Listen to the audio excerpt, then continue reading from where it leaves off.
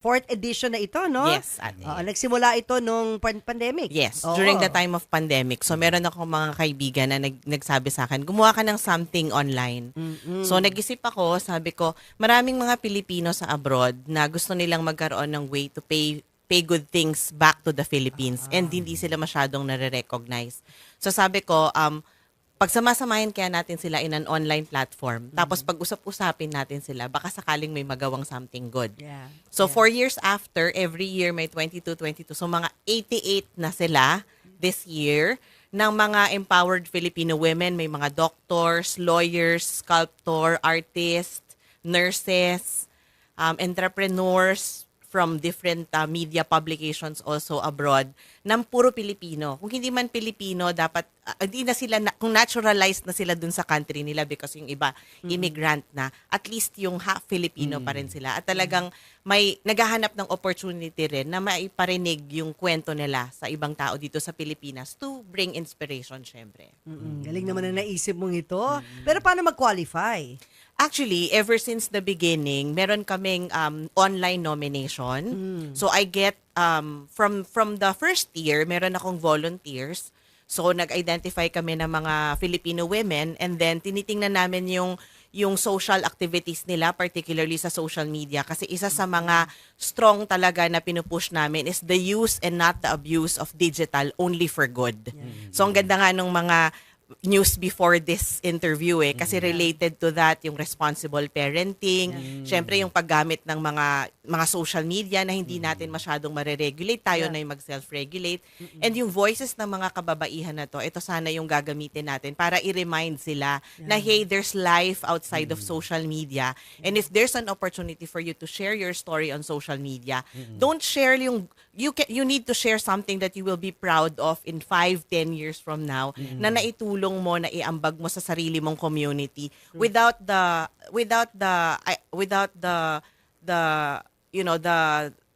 yung iisipin mo na okay, marami bang tao makakakita sa akin or meron ba akong makukuha dito na clout or something Prestige, like that. parang ganon. Yes. So every year meron tayong online nomination. Nagsasubmit doon, pwede mong i-nominate yung sarili mo, but of course, most of those are nominated by people who think na itong mga kababaihan na to ay worth it na i-recognize. And then meron kaming jury. The jury are also coming from the past 3 years na mga profiles, we call our speakers profiles, and then tinutulungan nila ako na i-validate kung okay ba yung personality nito, makakatulong ba siya, may community ba siya, may advocacy ba siya na kailangan nating tulungan to make the voice of that advocacy more powerful kasi mas maraming babae yung magtutulong-tulong. So ngayon, open pa ba yan? Para Tapos- sa nomination? Tapos na? Tapos na yung nomination For niya this every year. year. Yes, For this every year. year, ang nomination niya starts at around end of January until February. And then, during March, supposedly, dyan namin ginagawa yung validation and then yung event itself. It's only this year na pinush back namin siya, tinest namin na gawin siya ng May. So, ngayon, May siya. The past 3 years, March siya. So, next year, ina-announce ko na ibabalik namin siya sa March. Kasi marami rin activities na nangyayari sa May and we want to also focus that for mothers. So, tapos na siya ngayon sa Saturday, sa Saturday, May 25, yan na yung online event mismo. So, Online stories. lang siya. Yes. Oo. Actually, merong hybrid kasi we will be like last year, nagkaroon din kami ng mini get-together of the speakers na pwedeng pumunta sa isang studio together with us. And meron din kaming mga ibang invited na few people lang na who participated also along the way of the preparations. And then yun yung parang doon namin inuumpisahan yung kumbaga social awareness of the campaigns na pinupush nitong mga kababaihan na i-feature natin for Global Women Who Rule. Yan, ganda. So ang programa na ito sa Sabado, Yes. lahat pwede makapanood. Hindi yung kinakailangan pa mag-register para mapanood. Open to all. This Yes. will be live in your Facebook page. Yes, right now it's going to be live on the website of the new channel. If they log on thenewchannel.com, automatic lalabas itong show na to on Saturday. No need to pay for fees. No need to oh. pay for anything. think kasi ate, kuya, this is really an advocacy for me. And along the way, na-recognize ko rin na sa mga tao rin o sa mga manonood natin na medyo ito yung difference ng advocacy and volunteerism. Volunteerism, you can switch it on and off sometimes eh. Advocacy, you have to make it part of your life talaga. Yeah. So ito, hopefully, isang araw lang, but the story will stay there. Oh, yeah. If they go to the website, they can watch it. If they go to our Facebook page, it's gonna be there also. Global Women Who Rule on Facebook group, and then the new channel also on Facebook or on YouTube, and then they can watch it. And then the story will stay there kasi our activity on Saturday is just to ignite and introduce these new women na yung iba sa kanila hindi pa masyadong nakikita ng ibang tao. And then all year round, we're hoping that we will be able to participate and help them to create more awareness dun sa mga sa mga ginagawa nilang makakabuti rin sa ating mga kababayan, hindi lang actually sa mga kababaihan yung mga programs nila. Yeah. Bali, ilan ngayon ang awardan this year? 22 Ano 22 yung mga profiles. profiles nila? There's a doctor here in the Philippines, and then there's also a doctor in Dubai. So I think siya yung isa sa mga first Filipino doctors sa Dubai. And then we have some people from Creator and Influencers Council of the Philippines. We have Director Net Hadaune. We have Yusek of the ICT. Si Yusek Attorney Sige. And then, so iba-iba, may tech, may entrepreneur, Salve Duplito is going to be part also. And then, meron kaming beneficiary or charity partner also this year. Ang ginagawa naman namin sa kanila is focus rin namin yung ibang activities ng Global Women Who Rule para magkaroon ng more social awareness para sa project nila. So this year, ang partner namin is si Best Bodies Philippines, so headed yan ni Michelle Aventajado. Si Michelle, Sila yung tumutulong sa mga may kapansanan, pero ang focus nila is bigyan ng trabaho itong mga tao na may kapansanan. So hindi lang mga bata, pati yung mga mas matatanda. Talagang meron silang programs na they talk to employers para magkaroon ng employment itong mga tao na nandun sa group nila.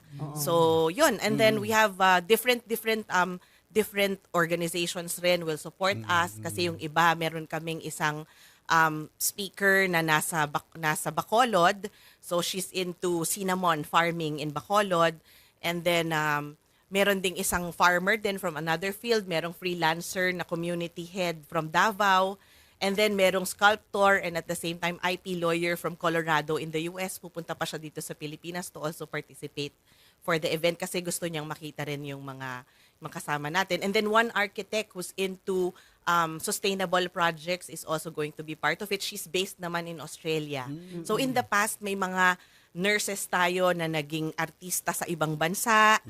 Mariton Pacheco was actually already profiled. No, kasi 'di ba after a decade of not doing media, bumalik siya sa media but this time in Canada. So yung mga ganong klaseng story para maramdaman ng mga tao na ang daming opportunities, actually ang dami ring oras para hanapin natin 'yan. So gugulin natin yung oras natin sa paggamit ng social media para sa kabutihan natin, sa kabutihan ng mga kabataan at sa kabutihan ng mas maraming tao sa paligid natin. Huwag natin siyang sayangin sa mga fake news, sa mga sad news, 'di ba? Life is not perfect, yes, pero if we have an opportunity to share something online, 'di ba? Why not share something that's good and that will benefit other Sino people? nga palang namimili? Sino nagsiscreen? Kung sino ang dapat bigyan ng award every year? This year, there are 6 of us who profiled and pinagpilian naming mabuti. There were around more than 150 nominations online, 88 qualified as finalists, tapos 21. And then 22nd profile kasi yung beneficiary. So 22 yung napili namin. Ang mga kasama ko this year is Carmi De Leon, John Arceo, Kathy Davila, ako, sino pa ba? El Kuan from Singapore, and nako, wag kang magalit sa akin. Sino man nakalimutan Mamaya, ko. baka I maalala love mo. all But of those who all cannot the 5 make of it you. or do not make it this year, pwede nyo silang i-consider for next year.